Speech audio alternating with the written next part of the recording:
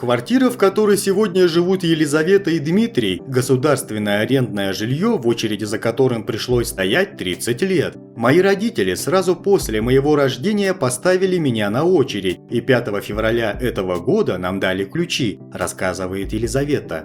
Изначально в квартире площадью 42 квадратных метра был сделан стандартный ремонт. Стены и потолки поклеены дешевыми обоями, которые в определенных местах уже начали отслаиваться. Из мебели плита и раковина на кухне, унитаз в туалете и ванна с раковиной в ванной.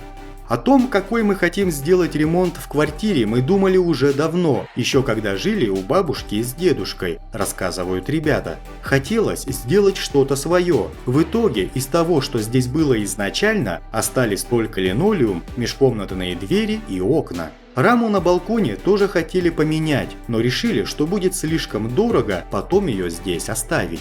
Ремонт Лиза и Дима делали своими руками. Единственное, для чего привлекался мастер, так это для разводки электрики и организации сантехники. На все отделки у ребят ушло примерно 1,5 месяца, и в конце марта они заселились уже в обустроенную квартиру.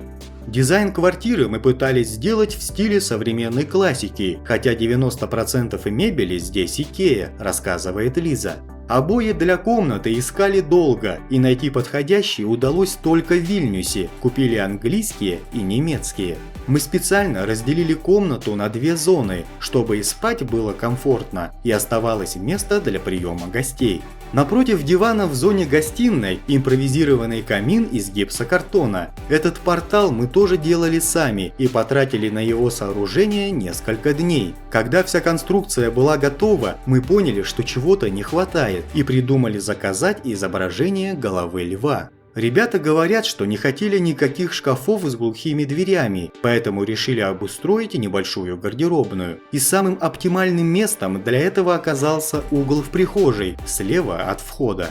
Кухня соответствует общей идее дизайна квартиры и также выполнена в черно-белой гамме. Мы долго думали, что сделать на кухне – барную стойку или небольшой круглый стол. В итоге выбрали все-таки стойку, добавляет Дима. Мы специально не делали в квартире таких мест, где можно было бы устраивать застолья в традиционном понимании. Встречи с друзьями стараемся устраивать в формате фуршетов, когда народ может свободно перемещаться в 3 зонах – в гостиной, на кухне и на балконе. Кстати, балкон ребята тоже обустроили и сделали его небольшой уютной комнаткой, где можно посидеть. Сейчас у нас договор заключен сроком на 5 лет, с правом приоритетного продления, если все будет хорошо. Но если будем уезжать отсюда, то, конечно, всю мебель заберем с собой. Для того, чтобы собрать вещи, раскрутить все конструкции и вывести их из квартиры, достаточно будет и 2 дней. Икеевская мебель удобна и очень мобильна.